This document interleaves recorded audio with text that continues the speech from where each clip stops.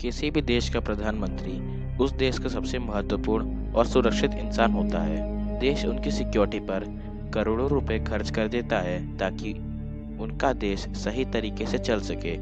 इतिहास में कई ऐसी भी घटनाएं हुई हैं जिसमें प्रधानमंत्री की सुरक्षा में चूक के कारण उस देश को काफी भारी नुकसान उठाना पड़ा। ऐसा ही ऑस्ट्रेलिया के साथ 1967 में हुआ। आज की इस एपिसोड में हम बात करने जा रहे हैं ऑस्ट्रेलिया के वो प्रधानमंत्री जो गायब हो गए। जनवरी 1966 में रॉबर्ट मेंजिस के रिटायरमेंट के बाद हेरोल्ड होल्ट ऑस्ट्रेलिया के प्रधानमंत्री बने। वह एक कैरियर राजनेता थे। उन्होंने 27 वर्ष की उम्र में संसद में प्रवेश किया और 30 वर्ष की आयु में सरकार के मंत्री बने। होल्ट ने अपनी पद को ग्रहण करते समय कहा कि मुझे सिक्योरिटी की जरूरत नहीं है। इसे उन्होंने अनावश्यक और संभावित रूप से आम जनता के लिए अलग माना। मिड 1966 में हुई दो घटनाओं के बाद उनका रुख बदल गया। उनके कार्यालय की एक खिड़की एक स्नाइपर द्वारा चकनाचूर कर दी गई और फिर विपक्ष के एक नेता आर्थर कार्वेल पर हत्या का प्रयास किया गया। होल्ट ने आखिर सिक्योरिटी ले ली, लेकिन उन्होंने छुट्टी के दौरान किसी भी तरह की सुरक्षा लेने से इनकार कर दिया। इसे अपनी गोपनीयता का उल्लंघन माना। होल्ट का समुद्र के तटों पर बहुत से घर थे।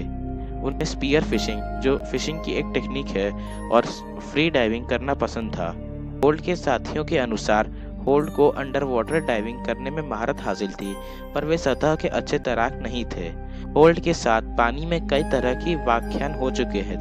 ऐसा ही एक घटना 20 मई 1967 को घटी।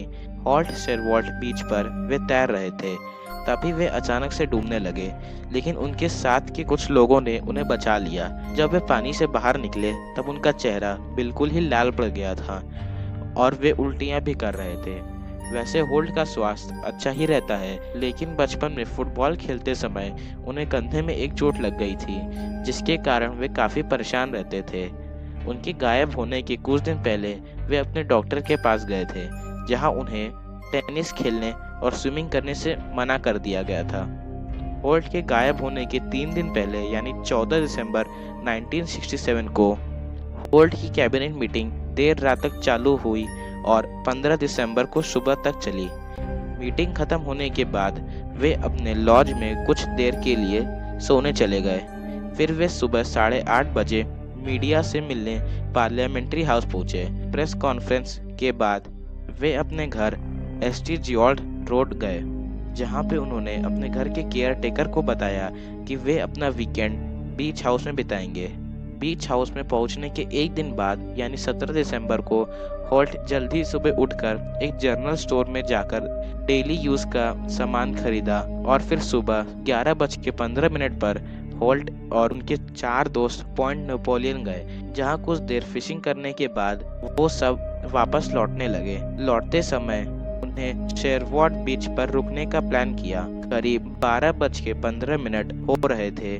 होल्ट ने स्विमिंग करने का फैसला किया। होल्ट इस जगह को बहुत अच्छे से जानते थे। वे कई बार इस जगह पर तैरने आ चुके थे।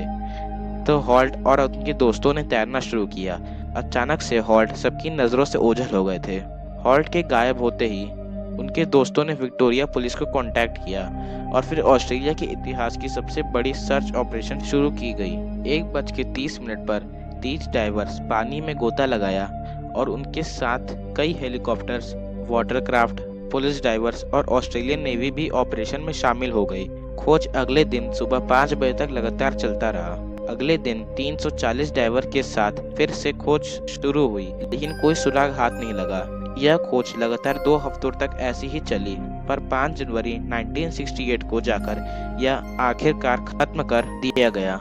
आधिकारिक तौर पर यह कहा गया कि ये मात्र एक साधारण सी डूबने की घटना है, जिसके बाद होल्ट के शरीर को शार्क या जेलीफिश जैसी मछली द्वारा खा लिया गया। पर कई लोग ये भी मानते हैं कि होल्ट ने आत्महत्या की, पर उनकी पत्नी सहित कई करीबी लोगों ने इसे सिरे से निकाल दिया।